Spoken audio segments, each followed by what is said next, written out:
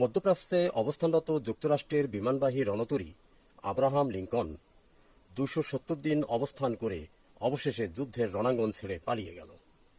যুদ্ধে অবস্থানরত মার্কিন রণতরীর এভাবে একটানা ২৭০ দিন অবস্থান করাটা নিঃসন্দেহে একটি উদ্বেগজনক বিষয় ছিল এবং এটা অতীতের সকল রেকর্ড ভঙ্গ করেছিল।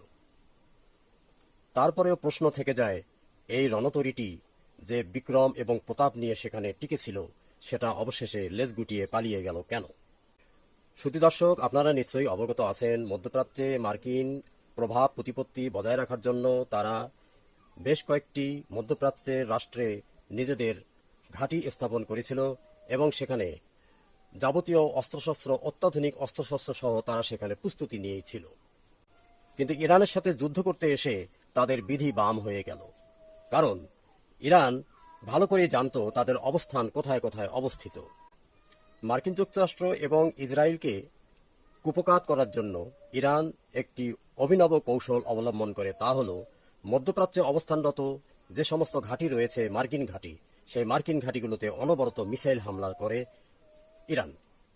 ইরান ভালো করে জানত আরব সাগরে অবস্থিত আব্রাহাম লিঙ্কন তার যাবতীয় রসদ পেত, সাপ্লাই পেত বাহরাইন থেকে।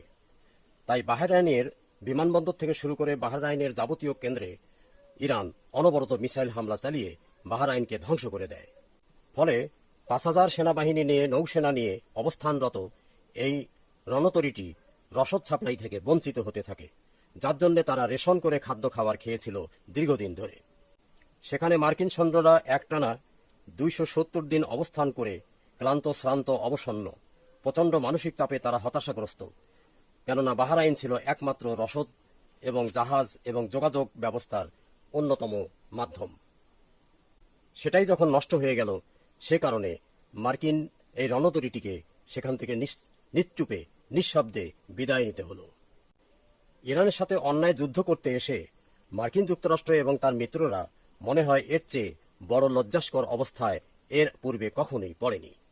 বিশ্লেষকদের ধারণা, তাহলে কি মার্কিন যুক্তরাষ্ট্র অত্যন্ত গোপনে তার যুদ্ধজাহাজগুলোকে সরিয়ে দিয়ে পরাজয় মেনে নিল? বাস্তব চিত্র কিন্তু তাই। ধন্যবাদ।